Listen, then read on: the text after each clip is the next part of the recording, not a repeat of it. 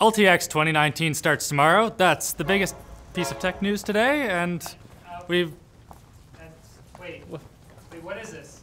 I don't know. There's like a herd.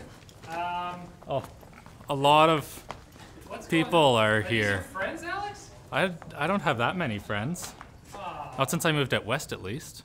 Apple has acquired Intel's mobile modem chip business for a cool $1 billion. Ooh. The announcement follows rumors that Apple is considering buying the majority in Intel's modem division as a way to avoid working with Qualcomm. And that's understandable, given that Apple has been embroiled in an obscene number of copyright lawsuits with that company in the last couple years. Qualcomm and Apple reached a settlement in April to drop all pending litigation, but I'm sure the ordeal has left a sour taste in both parties' mouths. Like a bitter IPA. Apple's actually getting a pretty sick deal here. Intel originally wanted several billion for the acquisition, but their modem business was bleeding money, so they had to sell it fast. And after announcing they'd make their own 5G modem, Apple needed the resources. Analysts are predicting the acquisition will enable some Apple devices to have 5G capability in 2022, at which point Apple can post a picture on Instagram to show Qualcomm they're just doing fine. Actually, it's Qualcomm who looks busted, okay? Don't get it twisted. The merger of US cell carriers T-Mobile and Sprint has been approved by the Justice Department, despite opposition from 13 states and the District of Columbia. While proponents of the merger say that the two companies will now be able to deploy 5G network that covers 99% of the population, the problem is the deal brings down the number of major US carriers from 4 to 3. So as part of the deal, the DOJ is requiring T-Mobile and Sprint to sell off spectrum licenses, network access, as well as the subsidiaries Boost Mobile and Virgin Mobile to television provider Dish, which will build out its own mobile network. It's all a little messy, but at least one good thing coming out of it. The DOJ is also requiring Dish and the new T-Mobile, as the combined company will apparently be called, to support eSIM technology, which would see the elimination of physical and annoyingly small SIM cards. Do you have a joke? I was gonna write one, but then I just wrote joke. You just wrote joke, okay. And that's a joke. At Bethesda's QuakeCon event this week, the company announced that the original Doom, Doom 2, and Doom 3 are all available on Nintendo Switch, PlayStation 4, and Xbox One. Nowadays, it's a bit of a battle to preserve older games on modern platforms, so that's pretty cool. But what really isn't cool is the fact that you're going to be forced to sign into a BNet account in order to play. Furthermore, the 3 original Doom games were actually already available on Xbox One as backwards compatible Xbox 360 titles. But Bethesda has completely delisted those versions and replaced them with the new updated versions, which owners of the original versions would need to re-buy. Really? Yeah, stupid. Okay, that's.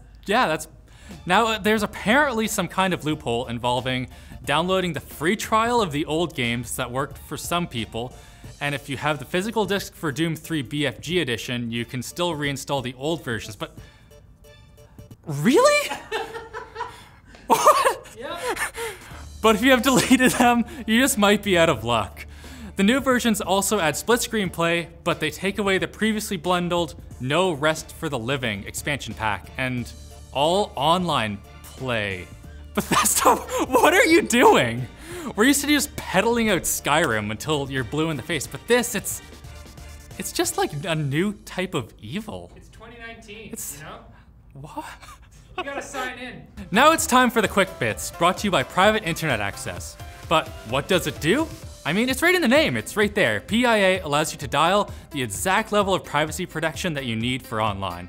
So with support for a variety of VPN protocols and types of encryption, whether you're on Windows, Mac OS, Android, iOS, Linux, Google Chrome, Firefox, or Opera, PIA can protect you on all of them. Like a Kevlar umbrella when it's raining bullets? Yeah. How did you come up with that? PIA also features DNS and IPv6 leak protection and internet kill switch, which will block all traffic if the VPN becomes disconnected unexpectedly. And you can connect up to 5 devices at once. Check it out at the link below. All right, like you're swearing. Ah, QuickBits! Samsung has finished revising the design of the Galaxy Fold and has announced the phone will be shipping again in September. The changes made include extending the screen's protective layer beyond the device's bezel so people don't mistake it for a screen protector, because of course they would think that, Samsung. Are you daft? Additional measures have been taken to prevent debris from slipping inside the phone via its hinges. But that's not enough for T-Mobile, who say they won't carry the Fold because they already offer customers a wide range of the latest smartphones. Sure, do they fold and break super easily? Don't knock it till you've bent it. In a completely unsurprising development, turns out humans at Apple hear audio recordings of people talking to Siri as well. Contractors for Apple told The Guardian that the recordings often contain confidential medical information, drug deals, sexual activities, and all sorts of crazy stuff. Apple's responding say it's only a small portion of Siri requests that are analyzed by humans to improve dictation and etc.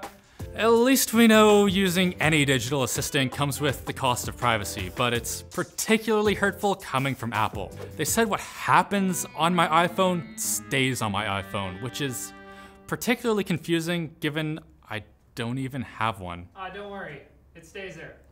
Okay. You're good. Yeah, I already gave up giving up. Damn it.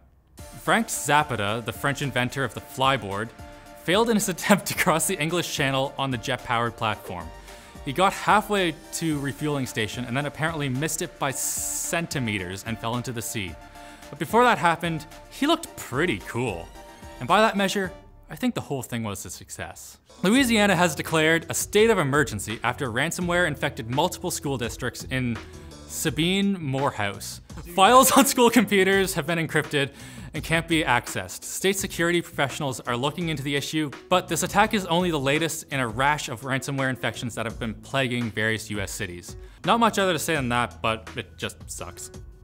And Saudi Arabia is planning to build a futuristic city called Neom in the middle of the desert.